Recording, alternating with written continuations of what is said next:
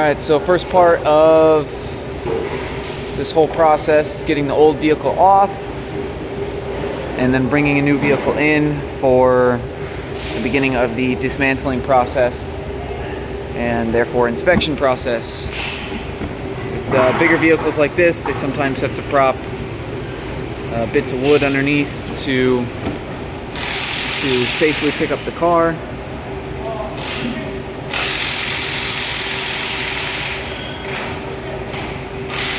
And to get a full scope of the full process, I will try not to pause the video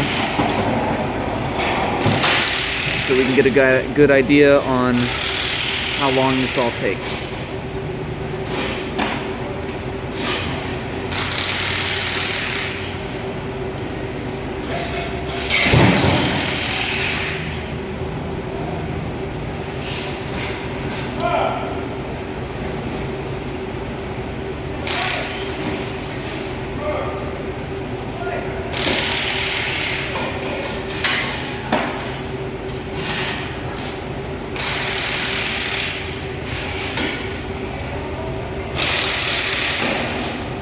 So he's just hooking some chains up to the frame, just in case it slides back. Make it a little safer to pick it up.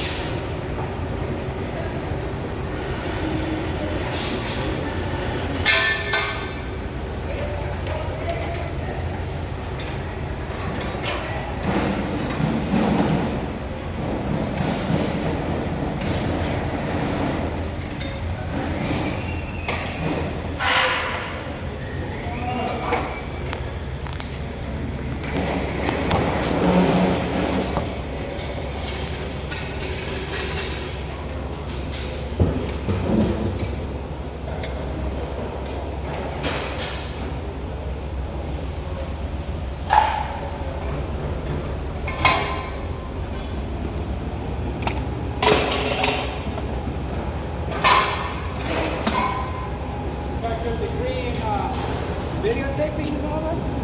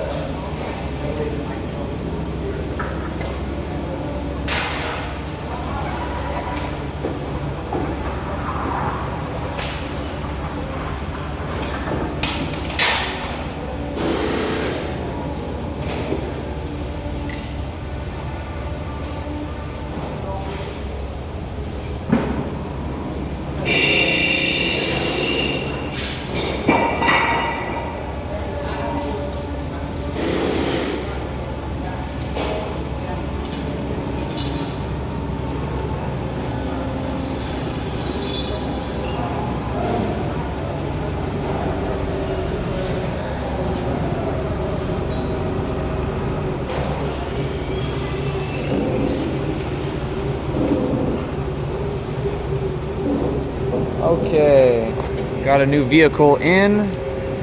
Usually it takes a little longer, but he had this vehicle ready and waiting on the concrete pad just outside the dismantler bay, so it went a little quicker this time. He's now going to scan this vehicle to lift 1 as the dismantler gets the arm set up to support the weight of the vehicle.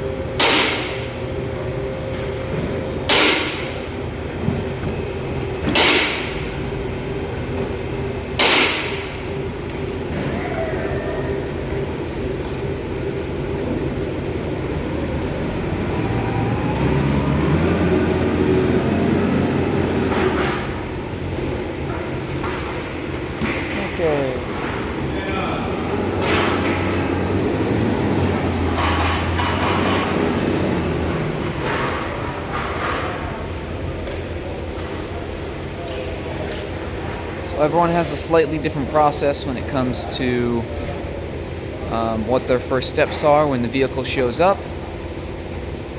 This is in Bay 1, which is Omar's, one of Omar's responsibilities, one of Omar's bays. So the first things that he does is, well, I'll go over that in just a second. Let me go grab him.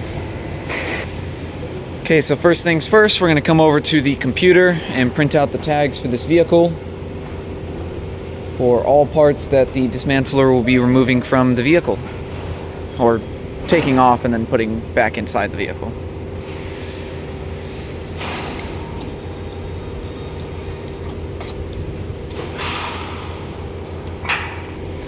So the first tag that we print out is the 901, which is the vehicle itself.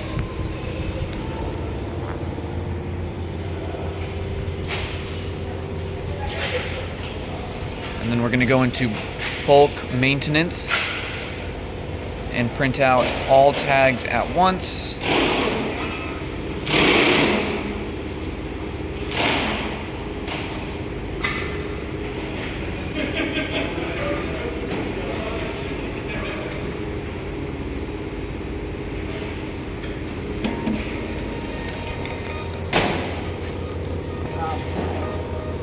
We're gonna look up and see what's sold. So from the customer, while that prints out, find out. We're gonna go further. Next step, in case you didn't hear him, we're going to go into the system and see what parts have sold off of this vehicle already, while all of the tags print. So we're going to go into work orders and search the vehicle.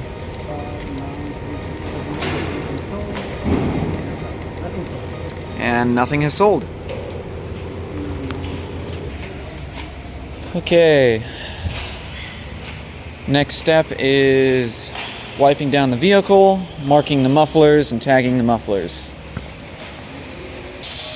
One of the first things that happens on a vehicle when it comes into the bay as well is we have a tire guy on site that comes and deflates all the tires and takes the wheels and tires to his station to repair them if they need repairs, to take the rubber off of the rims, and to stack and organize both the tires and the rims.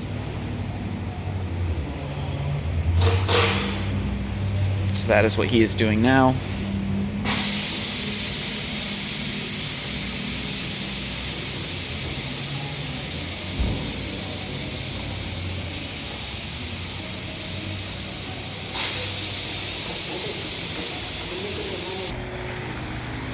Okay, sorry about that. I had to go print out a tag real quick. Okay, so we're gonna go on to Bay 2 now. We're gonna go on to Bay 2 now to show you the actual process of inspecting. First thing we do is wipe down the vehicle and mark it for dings. So it's already been wiped down a little bit. Anything that is too damaged to sell, we mark with X's. Like I said, the process has begun a little bit already on this one. So we go through, wipe down all fenders, all doors, all rear view mirrors, specifically to check the texture on rear view mirrors. The texture is what matters. We do not guarantee paint. And on doors and fenders and quarter panels, what we do is, because we have these giant bay doors, we kind of open the door and use the light reflecting off of the door to try to see if there's any dings or dents. Once again, we do not guarantee paint, so we're not too worried about scratches or paint chips. We try to mark them if they're absurdly bad, but we're not too worried about them. So actually right there you can see, let's see if I can, right there on the front of the door, the light is catching it in just a little weird way. So there's actually a dent right there. Let me mark it so it's a little easier to see.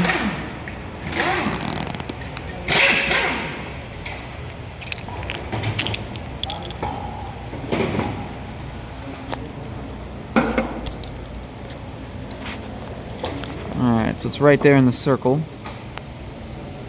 Try to get the light to catch. Yeah, see right there. It's just barely noticeable. It's more noticeable in person. But that is why we open the doors and kind of sway them back and forth. We want to try to get the light to catch in as many ways as possible to see if there's any small little dents or dings. And there's another one right there. That one's a little more visible.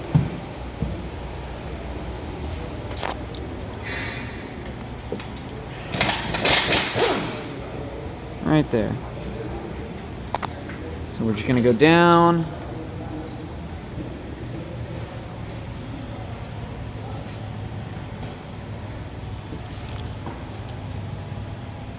Checking for all dents, dings.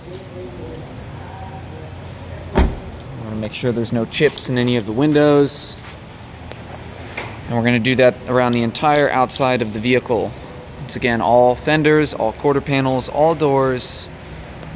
We're going to wipe down and check all of the brake lights, headlights. With brake lights, the most common areas to miss are right around the edges. Little chips off the edges. We're going to check the bumpers. Most common areas on the bumpers is this little back lip right here. It's really hard to see it in video, so that's why we mark it with red paint. We're going to check the interior of the door, of the lid gate for any deep cuts or scratches. So we've got a little one right there. It's not too bad. It doesn't even show up on video. On top of that, we're going to check the shocks for the lid gate, and if there are any powered shocks for a motorized lid gate that moves up and down at the push of a button, we're going to make sure to let the dismantler know that he needs to tag them, because we do tag those with individual tags. The non-powered shocks we don't tend to tag immediately. We leave those for if they get pulled or sell. After that, we're going to check the exterior of the lid gate, making sure to take a note of any brake lights on the lid gate itself. Make sure to check the backup camera. Most vehicles we get in here have backup cameras. Make sure the back window wiper, spoiler are good. Same thing with the antenna. These are things that we'll typically do mid-inspection, but I'm just going to do them now. Check them now, that way I'm prepared for the inspection. In the trunk area, in most vehicles we get in here, there are these computer modules.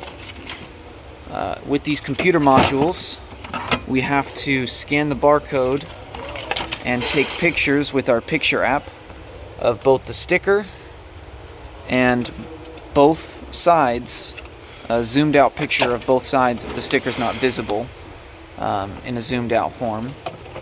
So sometimes we'll get 2 pictures, sometimes we'll get 3 pictures of these modules, and we're going to make sure to do that for all of them that we find in the vehicle.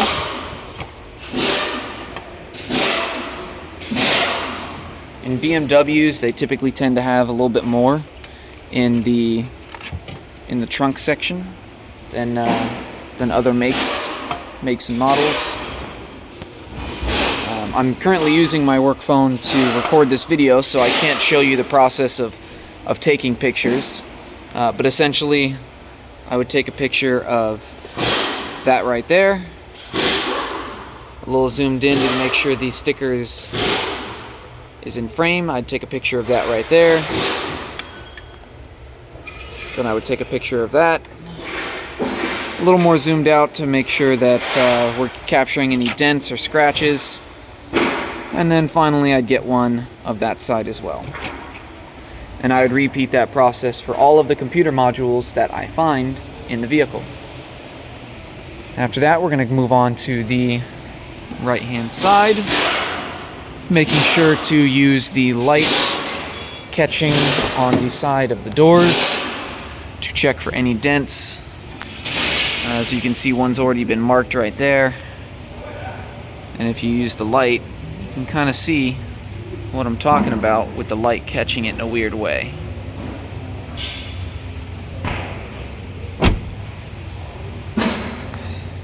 As we're going down, just making sure to double check, make sure we're not missing any dents or scratches.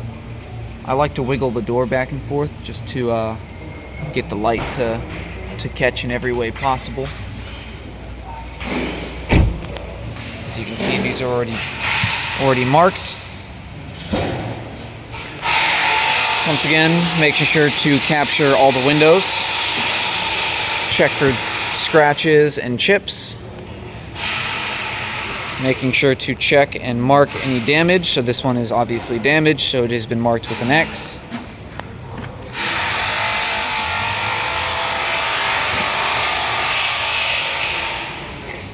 And we would normally also check the hood, but this one has been damaged and has already been removed off of the vehicle. Just like the back, we want to make sure to take a note of the shocks for the hood as well in our videos that we create for inspections. Making sure to vocalize whether or not they are powered, non-powered, or if there's any at all. Sometimes there's not any shocks at all, and you have to manually lift it up and prop that little stick up. If the windshield was not as smashed in as it is right now, we would typically tend to wipe it down, check for chips, check for cracks, and just check for overall damage. We also want to make a note of the windshield wipers, making sure that they are not horribly damaged. So this one right here actually is. This one is dented. Oh, actually, you know what? They're both dented. See, that's why we check things from multiple angles, because the damage isn't always visible from the same angle. So I'm going to mark those both with an X. That way, when I am mid-inspection video, I don't miss that again. In terms of the engine bay, some of the things that we want to check for is the radiator core support, which is this piece right here on the top. We want to make sure to check whether or not it is bolted or welded. So this one is bolted, so I'm going to make sure to mention that in the video. But it is damaged. It has already been marked with an X. We want to check the front condenser. Make a note of any fin damage we see, whether or not it is actually puncturing these little lines right here. The vertical lines are the horizontal lines are the ones that actually matter. Those are the ones that carry the freon, and in the case of the radiator, carry the coolant. So the horizontal lines are the ones that we want to check for damage on. The vertical lines we still want to note in our video, but just because these are damaged doesn't mean that the condenser no longer functions. It just means that we need to make sure that the customer is aware of those. We're going to check the radiator as well. Radiator's got some small dents along the bottom. We're going to make a mental note of that to mention that in the video. We want to check the front bumper reinforcement.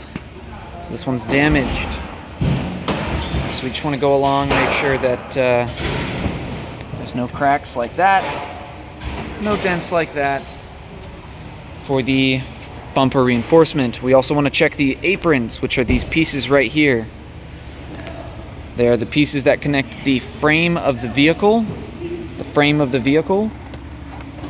to the front bumper reinforcement.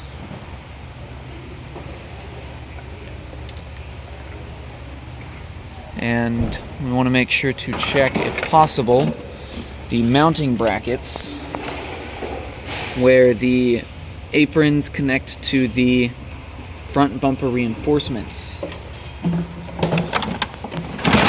There it is. Okay, so these are actually in... see, this is part of that radiator core support that is damaged. that is damaged. This is why it was marked as X's, with X's. This piece right here is what's damaged, but right down here is the actual radiator, or sorry, the actual apron. The actual apron is in decent enough condition. I'm not seeing any major damage to the actual apron itself. Some things in the actual engine bay we want to check. It's the ABS pump, which is this line right here. It's the one with all the hard tube lines leading off of it, going to all four wheels. We want to check the booster and master cylinder, which are almost always located just in front of the driver's seat. Okay, so on new modern vehicles, on newer modern vehicles, they are almost always underneath a little panel. So just because you don't see it doesn't mean it's not there. Always check for the panel. We want to check for the radiator, or sorry, the coolant reservoir. We want to make sure the lid is intact. We want to make sure that the plastic brackets are in place. We want to check for a wiper fluid reservoir, which on this vehicle is over here. On these, we want to make sure that the lid is in place. Any brackets that are visible are intact.